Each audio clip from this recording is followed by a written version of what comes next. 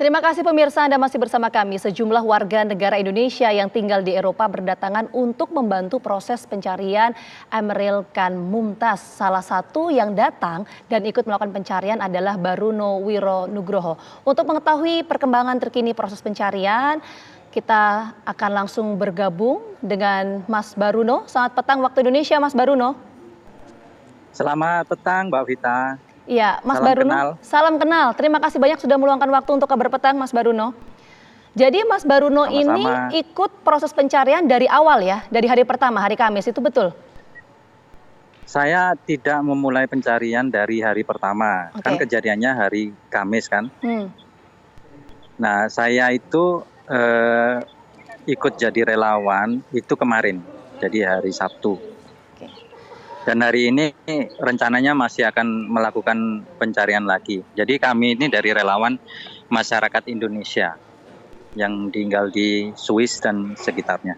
Oke, ada berapa banyak Mas relawan dari Indonesia yang tinggal di Swiss yang juga turut dalam proses pencarian ini? Mungkin Mas Baruno ada datanya? Kalau data saya nggak ada ya, tapi kalau yang dari kami yang grup kemarin yang melakukan penyisiran di sungai kan kami menggunakan perahu karet. Nah karena perahu karetnya cuma ada 2 dan rompi life vest-nya juga terbatas. Kemarin itu kami cuman berempat. Jadi saya dengan 3 warga Indonesia yang lainnya. Oke, tapi apakah hanya relawan ini hanya datang dari Swiss saja atau ada berbagai daerah lainnya, Mas? Nah itu mungkin bisa diceritakan. Dari relawan yang saat ini, yang kemarin juga melakukan penyisiran itu, dari Bern ada, terus dari kota lain di Swiss juga ada, terus ada 1 orang juga dari Jerman, yang warga negara Indonesia yang tinggal di Jerman datang secara khusus untuk membantu jadi relawan. Oke, jadi ada banyak sekali ya warga yang kemudian turut dalam proses pencarian ini. Nah, saya ingin tanyakan ke Mas Baruno. Ya, saya ingin tanyakan ke Mas Baruno. Waktu proses pencarian itu bisa diceritakan nggak sih Mas, bagaimana kondisi sungainya, arusnya juga seperti apa, kendala yang dialami bagaimana? Oke, kalau sebenarnya dari tempat kejadian sampai kira-kira 1 kilometer itu arusnya lumayan ya deras lah, nggak tenang gitu. Dan setelah 1 kilometer kira-kira itu nanti ada semacam dam air, jadi airnya udah mulai berkurang deras arusnya. Nah kemarin kelompok saya dengan jadi berempat kami itu memulai setelah dari dam. Jadi dari dam itu, dam kecil, kami memulai di sana ya arusnya lebih nggak sekeras yang di tempat kejadian, makanya lebih pelan jalan perahu karetnya dari situ. Terus ya namanya juga kita mencari, nggak tahu kan di mana korban itu, di mana sekarang kondisinya nggak ada yang tahu.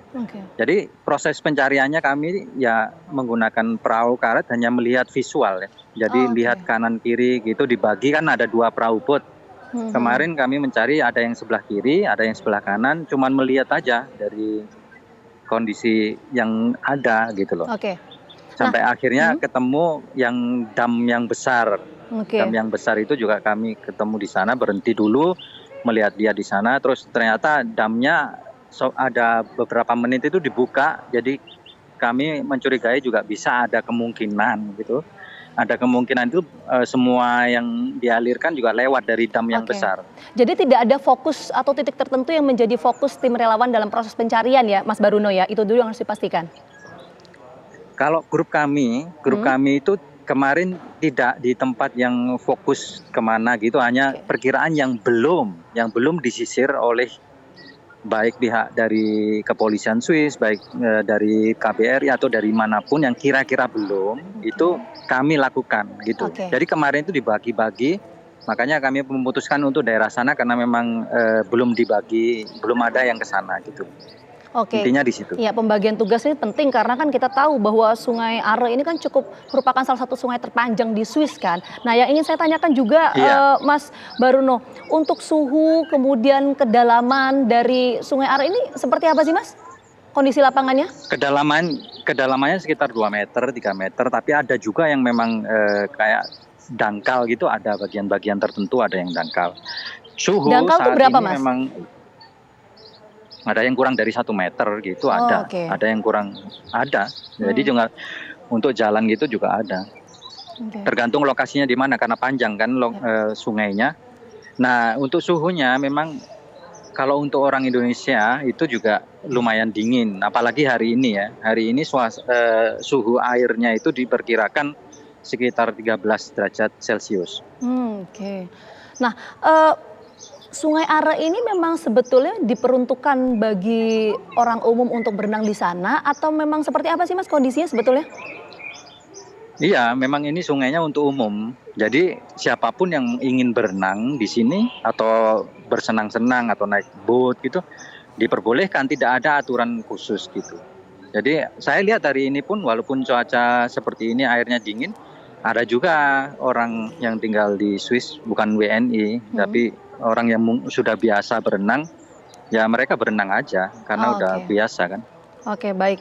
Ya itu yang perlu diperhatikan kan, nggak semua orang itu bisa beradaptasi dengan suhu air yang dingin Iya, gitu. tadi 13 derajat Celcius ya. Sekali lagi terima kasih banyak Mas Baruno. Kita harapkan bahwa pencarian yang dilakukan oleh Mas Baruno dan juga teman-teman di sana bisa membuahkan hasil. Ada kabar baik yang segera kami terima. Amin. Sekali lagi terima kasih banyak. Salam untuk Amin. rekan-rekan di Terima sana. kasih juga.